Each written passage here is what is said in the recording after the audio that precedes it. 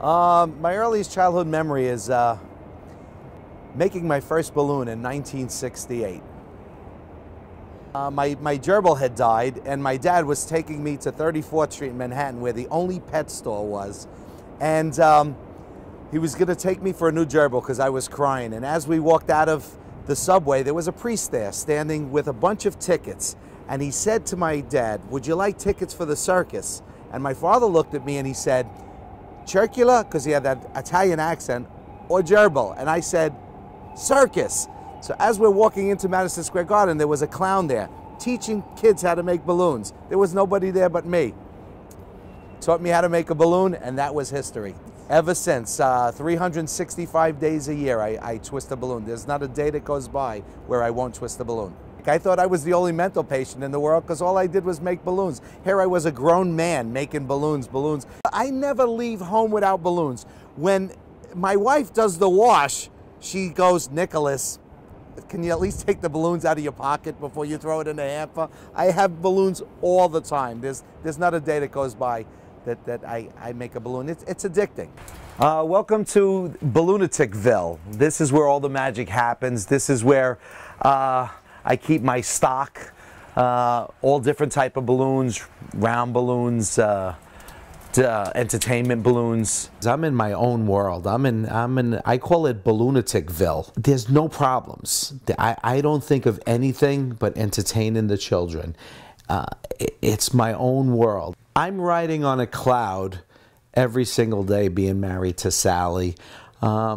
She completed my life. I first met Nick back in high school, so it was about 1978.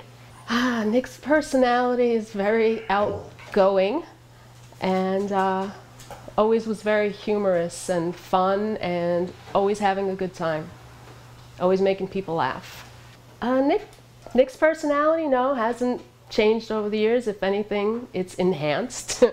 He's as crazy as ever and never fails to surprise me. This is the girl that when I'm feeling insecure, she gives me security. Tell them what you call me. Fucking Nicky Nozzle. This is what she calls me. I love her. Watch what I do to Sam. Sammy, I'm working on a new project with balloons, and I need somebody to model them for me.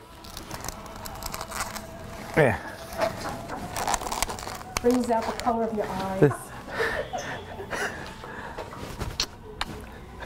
Looks pretty. My name's Tom Rotundo. I am the hopefully adopted son of Nick Rotundo.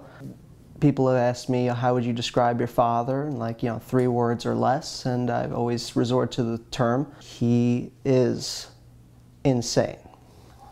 Utterly, completely off his rocker. But I love him. Just said. I just have no shame. I have no shame. Maybe that, either that or no brains. Despite all the characters that he is, despite all the kind of things that he's done, so many things that would just fill me with shame, I would say he's the kind of person who doesn't talk down to anybody. He has this ability to have that presence, that charisma, that lovely nature that people are attracted to. So I call it mental illness. People call it charisma. Very, very few bad things have affected him so deeply that's made him just break down. I mean, there's only two instances in his life I've ever seen him break down. One was when his father was incredibly sick, and the second was right after Hurricane Sandy. It's a great neighborhood. Unfortunately, on October 30th, 2012, we got hit real bad. My whole studio here was completely underwater. The water rushed in, actually lifted all the tanks, lifted the table up, everything fell over. We had about 4 feet of water, and we actually had to swim out our front window. We couldn't even get out the side door. The water just rushed in. This wall gave way, which is the back of my living room, and the wall just gave way and all the water came in.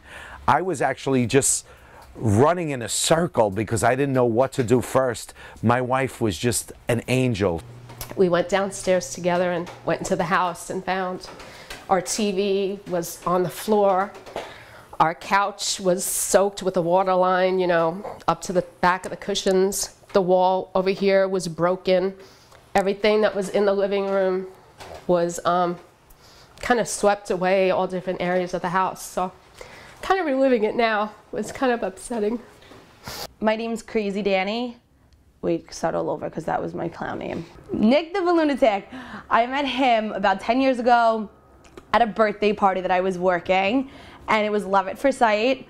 I was entertaining and he was in the corner making balloons, and I was staring at him, could not even believe the talent he had. Everybody knows Nick the Balloonatic.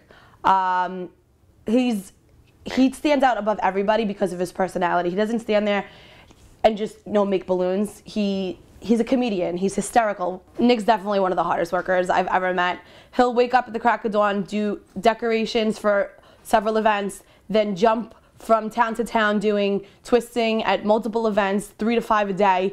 It'll be 12 o'clock and he's just on his way home from his last party. There's no one that works harder than Nick. And he has a full-time job. I've been driving a New York City transit bus since 1982. It's a great job.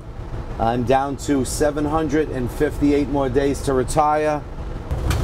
A lot of people recognize me, and it's funny because sometimes they'll come on the bus and they'll look at me and go, "Are you Nick the Balloonatic?" And I'll go, "No, it's my twin brother." And they'll say, "Oh, he's amazing with balloons." And I'll go, "Yeah, but he doesn't know how to drive a bus."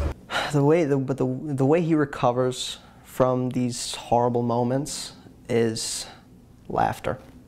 Plain and simple.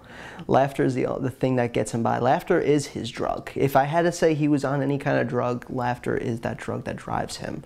Laughter is the drug that brings people to him. Laughter is the drug that's made me still love him and not be a cynical son towards him. I've been making balloons for over 40 years. It makes me feel like $1 million inside. If someone offered me lotto, I wouldn't take it to give up balloons. Balloons are my life. There is nothing better than making a child or even an adult happy.